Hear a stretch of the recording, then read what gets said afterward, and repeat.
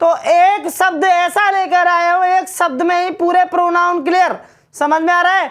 वो शब्द क्या है, आइए जानते हैं उस शब्द को। अक्सर छोटे बच्चे जब पोटी करते हैं तो आप उनको क्या पहनाते हैं, डायपर। क्या पहनाते हैं, डायपर। एक डायपर से ही आपको सारे प्रोनाउनों के नाम याद हो जाएंगे। तो वो क्या है, डायपर।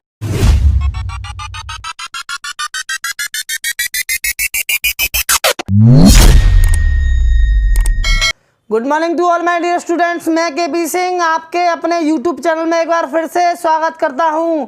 तो आज पढ़ेंगे आप प्रोनाउन, चैप्टर प्रोनाउन। तो अक्सर बच्चे कहते हैं कि याद नहीं होता, कितने प्रकार के होते हैं, किसी को टाइप्स ही नहीं पता है, ठीक है, समझ नहीं पाते हैं क्या प्रोनाउन होता है, कैसे इसको यूज करते हैं। तो एक शब्द ऐसा लेकर आए हो, एक शब्द में ही पूरे प्रोनाउन क्लियर। समझ में आ रहा है? वो शब्द क्या है, आइए जानते हैं उस शब्द को। अक्सर छोटे बच्चे जब पोटी करते हैं तो आप उनको क्या पहनाते हैं, डायपर। क्या पहनाते हैं, डायपर। एक डायपर से ही आपको सारे प्रोनाउनों के नाम याद हो जाएंगे। तो वो क्या है, डायपर। डायपर की स्पेलिंग क्या है, DIPER, डायपर। ठीक है, तो D का स्क्वायर, I का स्क्वायर, ठीक है, P का स्क्वायर, E का स्क्वायर और R का Q। तो कितने हो गए, ये हो गए टोटल 11। इसलिए 11 प्रकार के क्या होते हैं, प्रोनाउन होते हैं। तो आइए समझते हैं। D इंटू डी किया तो क्या बना, D का स्क्वायर। तो D का मतलब क्या है, D का मतलब है डिस्ट्रीब्यूटिव प्रोनाउन। दूसरी D का मतलब क्या है, डेमोन्स्ट्रेटिव प्रोनाउन। ठीक है, I इंटू I करेंगे तो क्या बनेगा, I स्क्वायर। तो यहाँ पे I का मतलब क्या है, इंडेफिनिट प्रोनाउन। और एक I का मतलब क्या है, इंटेरोगेटिव प्रोनाउन। समझ में आ रहा है ना। और ऐसे ही P का स्क्वायर करेंगे, P इंटू P। तो यहाँ पे P का मतलब है पर्सनल प्रोनाउन और दूसरी P का मतलब है क्या, पजेसिव प्रोनाउन। क्लियर हो रहा है सभी को।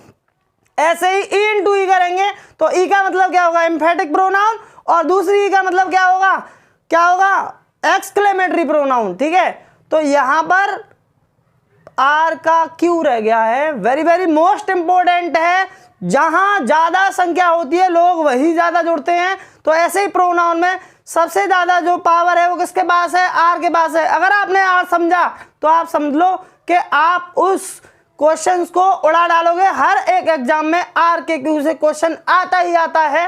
तो समझेंगे आप R का Q क्या होता है, R इंटू R। तीनों R का मीनिंग क्या है, तो एक R का मीनिंग होता है रिलेटिव प्रोनाउन, एक R का मीनिंग होता है रेसिप्रोकल प्रोनाउन, एक R का मीनिंग होता है क्या, रिफ्लेक्सिव प्रोनाउन। तो यहाँ पे याद हुआ डायपर।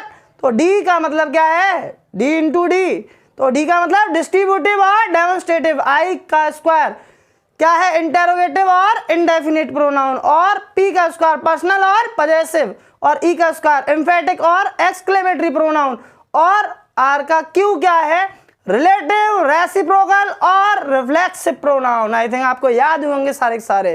ठीक है, या फिर आप एक नया वर्ड ले सकते हैं, स्पाइडरमैन। समझ में आया क्या, स्पाइडर से भी याद कर सकते हैं। तो डायपर एक अच्छा वर्ड है जिससे आपको जो प्रोनाउन है उनके नाम आसानी से याद हो जाएंगे। आइए पढ़ते हैं, स्टार्ट करते हैं चैप्टर प्रोनाउन। जैसा कि आपको नाम याद हुए डायपर से, तो आइए समझते हैं क्या होता है प्रोनाउन। ठीक है, प्रैक्टिकली क्या होता है, कोई डेफिनेशन वगैरह तो बाद में सीखेंगे, लेकिन प्रैक्टिकली समझा देते हैं आपको प्रोनाउन होता क्या है, कैसे आपको एरर फाइंड करनी होती है, कैसे आपको फिल इन द ब्लैंक्स भरने होते हैं प्रोनाउन के। तो समझते हैं। यहाँ पर मैं एक स्टेटमेंट ले रहा हूं, 2-4, जो कि एक पर्टिकुलर लड़की या लड़के के बारे में होंगे। सुनिए गौर से। Radha is a beautiful girl, Radha's father is a doctor, Radha's is going to market with her mother. Radha's, ठीक है, Radha's father is going to Punjab. तो यहां पर सारी कहानी राधा या राधा की फैमिली के बारे में हो रही है। तो राधा कितनी बार आया है सेंटेंस में, 3 से 4 बार। तो ये हो रहा है रिपीटिशन ऑफ क्या, नाउन। नाउन के रिपीटिशन से बचने के लिए किसका यूज करते हैं, प्रोनाउन का। तो हटा दीजिए, एक पहले राधा को छोड़कर सभी को काट दीजिए। तो राधास जो फादर है वो पजेसिव केस में है, इसलिए राधास को काट के क्या आएगा, हर फादर। क्या आएगा, हर फादर। और राधा की जगह क्या हो जाएगा, सी हो जाएगा दोस्तों। क्या हो जाएगा, सी। तो ये एक पॉपुलर एरर है, जहां रिपीटिशन ऑफ नाउन होता है वह अक्सर किसका यूज होता है, प्रोनाउन का होता है। किसका होता है, प्रोनाउन का। दो वर्डों से मिलकर बना है प्रो प्लस नाउन। प्रो मतलब होता है पहले, ठीक है, नाउन का मतलब होता है संज्ञा, संज्ञा के पहले, यानी कि संज्ञा के स्थान पर आने वाला शब्द क्या कहलाता है, प्रोनाउन कहलाता है। अंग्रेजी में कहते हैं pronoun is a word which is used in place of a noun. नहीं दोस्तों, तो यहां पर आप नई एक डेफिनेशन बना सकते हैं कि pronoun is a word which is used to check the repetition of a noun. ठीक है, समझ में आया। तो यहां पर आप नाउन के रिपीटिशन को चेक करने के लिए किसका यूज करते हैं, प्रोनाउन का करते हैं। समझ में आया। तो आइए जानते हैं कुछ फैक्ट्स। जैसे मैंने आपसे कहा कि जो प्रोनाउन है उसमें क्या क्या चीजें कॉमन होती है। ठीक है, यहां पर प्रोनाउन को क्या कहते हैं, प्रोनाउन को पर्सन कहते हैं। First person, second person, third person, उसमें ही आ जाते हैं। सिंगुलर, प्लूरल, ठीक है, सिंगुलर प्लूरल दोनों तरीके के होते हैं। समझ में आ रहा है ना सभी को। और मेल फीमेल दोनों के लिए यूज करते हैं। क्लियर हो ना। ही किसके लिए, मेल के लिए। सी किसके लिए, किसके लिए बोलो, फीमेल के लिए। ठीक है, और इट किसके लिए, नॉन लिविंग के लिए। समझ में आ रहा है। ही और ही मिलाओ क्या बना, दे बना। क्लियर हो रहा है। यू कौन सा पर्सन, सेकंड पर्सन। ठीक है, तो ये कॉमन चीजें होती है। यानी कि आप जो प्रोनाउन होते हैं नॉर्मल जनरल प्रोनाउन जिनको कहते हैं, पर्सनल प्रोनाउन कहते हैं, वो क्या है, he she it I we you they. तो इनके बारे में आपको जानकारी होनी चाहिए। तो करते हैं स्टार्ट समझाना। आपको सबसे ज्यादा फोकस देंगे किस पे, आर के क्यू पे, क्योंकि सबसे ज्यादा आर का क्यू इंपॉर्टेंट है, क्योंकि सबसे ज्यादा टाइप्सों में संख्या किसकी है, आर की। तो समझते हैं आर को। तो पहला आर पढ़ते हैं धमाकेदार तरीके से कि पहला आर है हमारा क्या, रेसिप्रोकल प्रोनाउन। क्या है, रेसिप्रोकल प्रोनाउन। समझते हैं। चार व्यक्ति हैं, रोहन, मोहन, सुनीता और गीता। तो यहां पर चार व्यक्ति हैं। रोहन ने सोहन से पूछा कि जो सुनीता के पास खड़ी है वो क्या है। तो वो कह रहा है ये मेरी ना होने वाली, ये मेरी ना होने वाली क्या है, गर्लफ्रेंड। ओके। सो इसने क्या किया, इसने केवल उसका और अपना एक म्यूचुअल रिलेशनशिप बता दिया। फिर उसने पूछा कि जो गीता की बगल में खड़ी है वो कौन है। ठीक है, तो यहां पर उसने क्या कर दिया, उसने कहा ये मेरे दोस्त की बहन है भाई। तो यहां पर ये एक म्यूचुअल रिलेशनशिप को शो करता है दो या दो से अधिक लोगों के बीच में। यानी कि दो या दो से अधिक लोगों के बीच में एक म्यूचुअल रिलेशनशिप यानी कि रेसिप्रोकल रिलेशनशिप को क्या ये शो करता है, रेसिप्रोकल प्रोनाउन। इसमें दो प्रोनाउन आते हैं, एक तो ईच अदर और एक हमारा वन एंड अदर। ये दो ही वर्ड ध्यान रखने हैं और आपका उद्धार हो जाएगा। हर बार पेपर में क्वेश्चन आता है कि ईच अदर का यूज कैसे होता है और वन एंड अदर क्या होता है, ये समझते हैं। ईच का मतलब होता है हर एक या प्रत्येक, प्लस उसमें अदर जोड़ा। क्या जोड़ा, अदर जोड़ा। तो यहां पर अदर का मतलब होता है दूसरे। ईच को हम इंडेफिनिट प्रोनाउन में भी पढ़ते हैं, ईच को हम डिस्ट्रीब्यूटिव प्रोनाउन में भी पढ़ते हैं। लेकिन ईच और अदर को जोड़ने से एक प्रोनाउन बनाया गया, उसका नाम रखा गया रेसिप्रोकल प्रोनाउन, और जिसको हम दूसरे नाम से भी जानते हैं मित्रों, कंपाउंड प्रोनाउन। जब एक से अधिक प्रोनाउन जुड़कर एक पर्टिकुलर मीनिंग निकलता है तो उसको कंपाउंड प्रोनाउन के नाम से भी जाना जाता है। तो रेसिप्रोकल का दूसरा नाम हुआ क्या, कंपाउंड प्रोनाउन। तो आइए जानते हैं कि रेसिप्रोकल प्रोनाउन से क्वेश्चन कैसे पूछा जाता है एग्जाम में, कैसे एरर आती है, आप उसको कैसे सेकंडों में उड़ा सकते हो। तो क्वेश्चन ऐसे पूछा जाता है, they are helping each other. यहां पर A part, B part, C part और डी नो एरर। तो एरर फाइंड करनी होती है।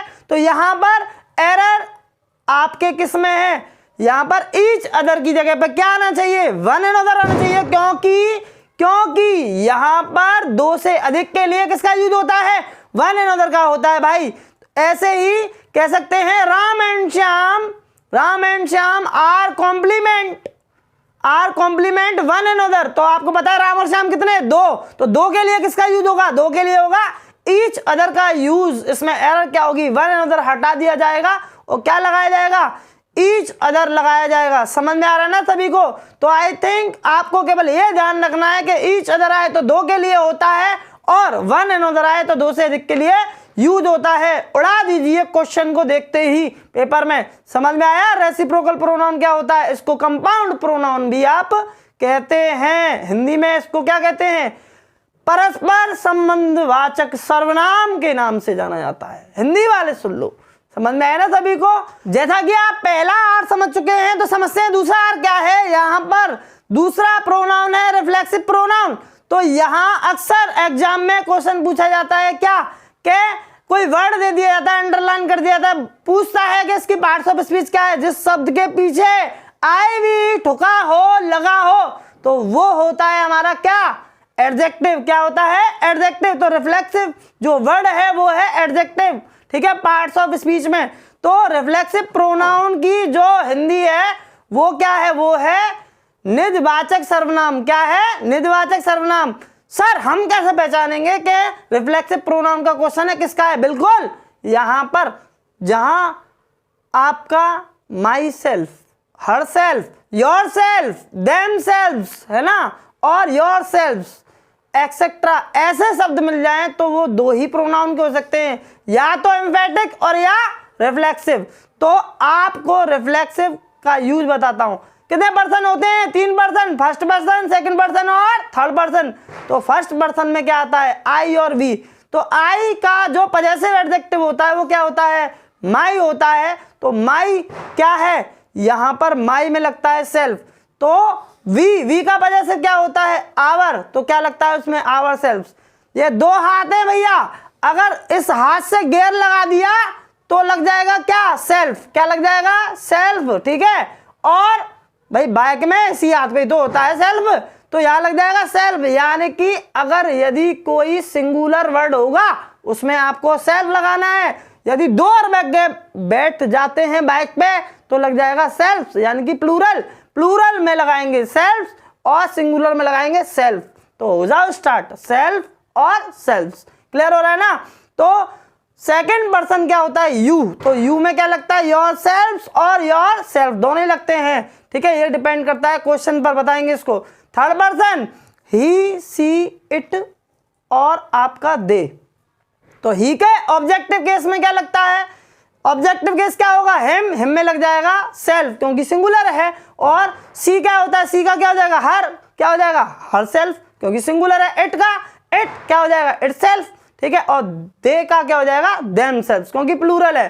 तो आई और वी के पजेसिव केस में लगता है सेल्फ और सेल्फ, और यू के पजेसिव केस में लगता है सेल्फ और सेल्फ, और ही, सी, इट, दे के ऑब्जेक्टिव केस में लगता है सेल्फ और सेल्फ। और ये भी पता है सिंगुलर के साथ सेल्फ और प्लूरल के साथ सेल्फ। क्लियर हुआ ना? तो आपको ये समझ में आया कि ये बनते कैसे हैं और इनको लगाना कहां पे है, वहां समझते हैं। जादुई तरीका धमाकेदार ट्रिक के साथ में आपको सिखाऊंगा एक ही बार में क्वेश्चन छू मंतर, ठीक है। तो यहां पर आइए दिखाते हैं आपको the Kapil Sharma show off reflexive pronoun, ठीक है। मजा आ जाएगा कपिल शर्मा शो देखकर रिफ्लेक्सिव प्रोनाउन का। वो तो टीवी पे देखा है, आज केपी सर की इंग्लिश ग्रामर की क्लास में देखो बेटे, भूलोगे नहीं जिंदगी में। तो ऐसी वर्ब जो हमेशा अपने साथ क्या लेती है? Reflexive pronoun. तो वो कौन कौन सी वर्ब हैं आइए देखते हैं। तो चलिए स्टार्ट करते हैं Kapil Sharma show off reflexive pronoun. तो देखते हैं, पहला वर्ब है एंजॉय का मतलब क्या होता है? आनंद। दूसरा वर्ब है चीट। चीट का मतलब क्या होता है? धोखा देना। और अवेल का मतलब क्या होता है? उपलब्ध कराना। हर्ट। हर्ट मींस क्या होता है? चोट पहुंचाना। एम्यूज। एम्यूज का मतलब क्या होता है? आनंद लेना या खुशी देना। इंट्रोड्यूस परिचय देना। प्रोस्ट्रेट हाथ जोड़कर नमस्कार करना।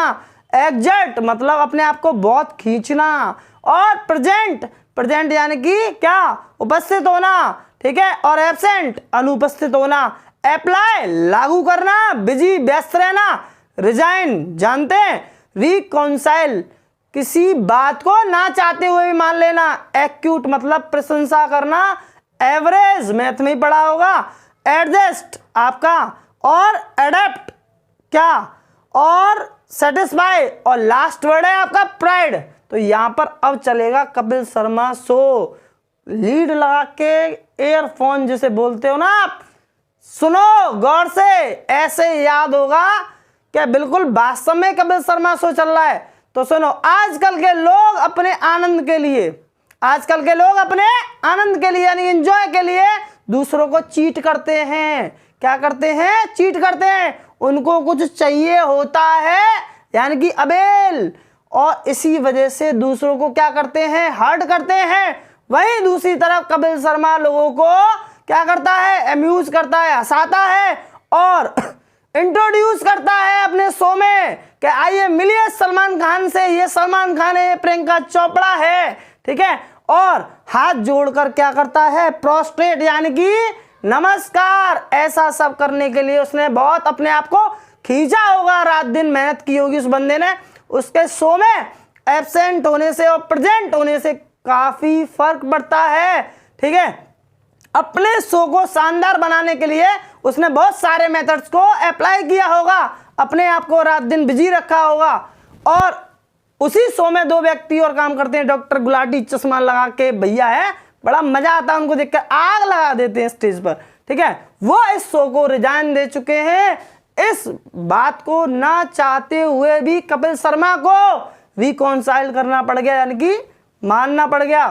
क्यों मानना पड़ गया? क्योंकि उसका शो कैसा था? एक्यूट था, प्रशंसनीय था। उनके शो छोड़ने से शो हो गया एवरेज, लेकिन लोग फिर भी इसको एडजस्ट करते हैं और कपिल शर्मा को एडेप्ट करते हैं। कपिल शर्मा लोगों को दम लगा के सेटिस्फाई करने की कोशिश करता है, और वो भी एक भारतीय और एक हम भी भारतीय हैं, इसलिए हम उस पर क्या करते हैं? प्राइड करते हैं, गर्व करते हैं। मेरे दोस्तों, कैसा लगा कपिल शर्मा शो आपको? ठीक है, इन सभी वर्गों के बाद में तुरंत आंख मीच के क्या लगाना है? Reflexive pronoun. समझ में आया ना सभी को अच्छे तरीके से? तो एग्जाम्पल लेते हैं कि ही इंट्रोड्यूस, आ गया इंट्रोड्यूस। कपिल शर्मा लोगों को क्या करता है? अपने शो में इंट्रोड्यूस करता है। He introduce himself, he introduce himself in the party. तो इंट्रोड्यूस के तुरंत बाद ही क्या लगा लिया हमने? क्या लगा लिया? रिफ्लेक्सिव प्रोनाउन, ठीक है। I present myself, I present myself in the college. समझ में आ रहा है ना सभी को? तो इन वर्बों के बाद तुरंत आपको क्या क्या लगाना है? Reflexive pronoun. उड़ा दीजिए क्वेश्चनों को, मैं आपके साथ हूं, जो भी डाउट हो आप मुझसे पूछ सकते हैं, ठीक है। ये तो सीख लिया आपने लगाते कहाँ हैं, लेकिन ये तो सीख लीजिए लगाते कहाँ नहीं है। तो यहाँ पर सीखते हैं उसको भी धमाकेदार तरीके से, मजा आ जाएगा आपको एक ही बार में। तो यहाँ पर don't use reflexive pronoun after the verbs given below. जो मैं वर्ब दे रहा हूं उनके बाद रिफ्लेक्सिव प्रोनाउन का यूज नहीं होता है। तो वो कौन कौन सी वर्ब है? पहला है क्वालिफाई, दूसरा है स्टॉप, तीसरा है कीप, चौथा है मूव, और पांचवा है टर्न, और हाइड, और बात, रेस्ट, एक्सेट्रा, और भी हो सकती हैं। तो यहां पर इनको कैसे याद कराओगे सर? इसकी भी एक धमाकेदार ट्रिक है जो आप जिंदगी में कभी नहीं भूलोगे। आग लगा दूंगा, इस ट्रिक से आग लग जाएगी तुम्हारे अंदर। सुन लो तो क्या ट्रिक है। अगर एग्जाम क्वालिफाई ना हो, अगर एग्जाम क्वालिफाई ना हो तो रुको मत। अगर एग्जाम क्वालिफाई ना हो तो रुको मत। एक एग्जाम में फेल हो गया, रोने लग जाता है, अरे गुरुदेव मर गया मैं, तो मैंने इतनी मेहनत करी थी, सब पानी में चली गई। तो यहाँ पर रुकना नहीं है, लगे रहो, ठीक है। अगर एग्जाम क्वालिफाई ना हो तो रुको मत, स्टॉप मत हो, कीप मूव, आगे बढ़ते रहो, आगे बढ़ते रहो। टर्न लो, अपनी लाइफ में चेंज लाओ। समाज से मुंह मत छुपा, समाज से मुंह मत छुपाओ, हाइड मत करो, कौन क्या कहता है मत सुनो। अपने फोकस पर, अपना फोकस सही रखो, और इतनी मेहनत करो, पसीने में नहा जाओ, और जब आपको जॉब मिल जाए तो आराम से बेड पे रेस्ट करो। तो यहाँ पर रिफ्लेक्सिव प्रोनाउन का यूज नहीं करना है। समझ में आया ना सभी को? तो धमाकेदार ट्रिक दोनों रिफ्लेक्सिव प्रोनाउन की क्लियर हुई सभी को अच्छे तरीके से? यहाँ पर रिफ्लेक्सिव प्रोनाउन का यूज नहीं होगा। जैसे he qualifies himself the IAS exam, तो यहाँ पर हिमसेल्फ का यूज नहीं होगा। समझ में आया? और एक और चीज, यदि सब्जेक्ट और ऑब्जेक्ट अलग अलग हों और वो वर्ब गिवन हो जो रिफ्लेक्सिव प्रोनाउन लेती हैं, तो वहां पर भी रिफ्लेक्सिव प्रोनाउन का यूज नहीं होगा।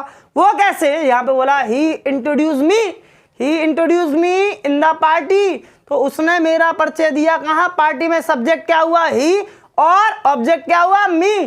तो यहाँ पर हमको रिफ्लेक्सिव प्रोनाउन का यूज नहीं करना है। समझ में आया ना?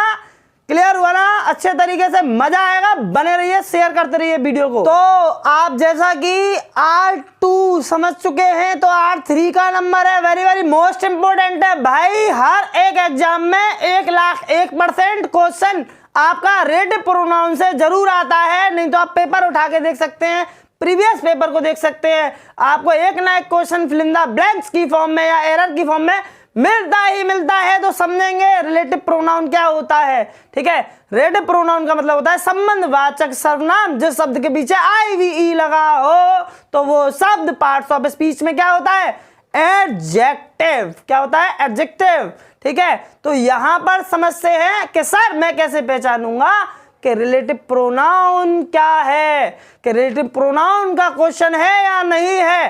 तो अगर आपके दो सेंटेंसों के बीच में हु हो, विच हो, दैट हो, हुम हो, हुज हो, व्हाट हो, तो आप ये समझ लेना बेटा क्वेश्चन या तो रिलेटिव कंजक्शन का है या रिलेटिव प्रोनाउन का।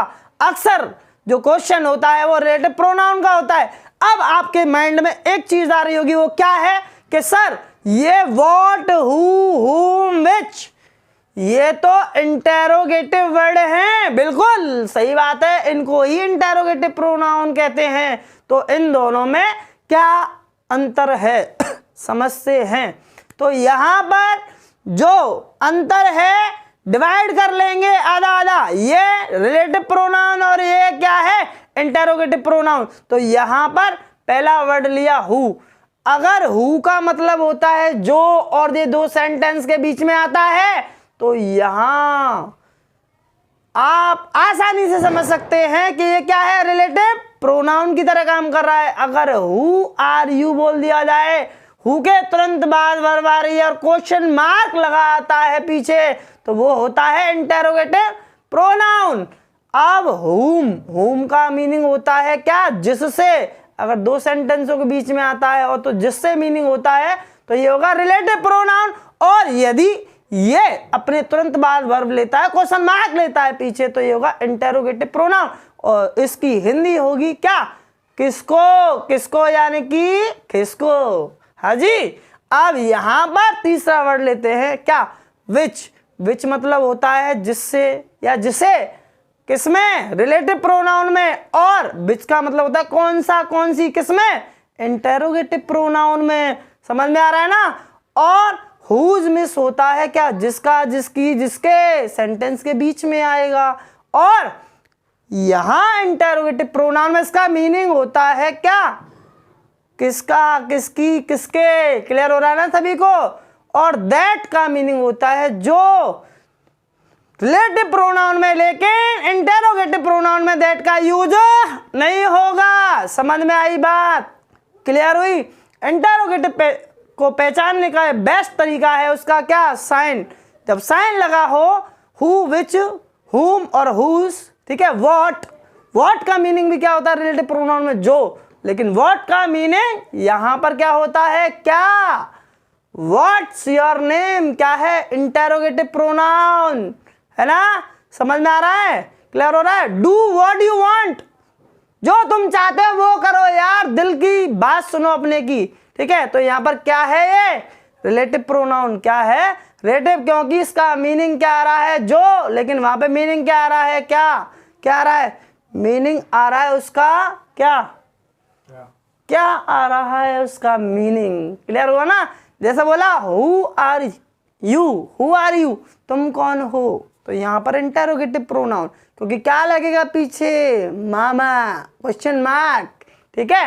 और अगर मैंने कहा I don't know who has done this work, मुझे नहीं पता ये कार्य किसने किया है, जिसने किया है, तो जिसने या जो आता है तो उसका मीनिंग होता है क्या? रिलेटिव प्रोनाउन की तरह काम कर रहा है हु, क्योंकि दो सेंटेंसों के बीच में यूज हो रहा है। समझ में आ रहा है ना?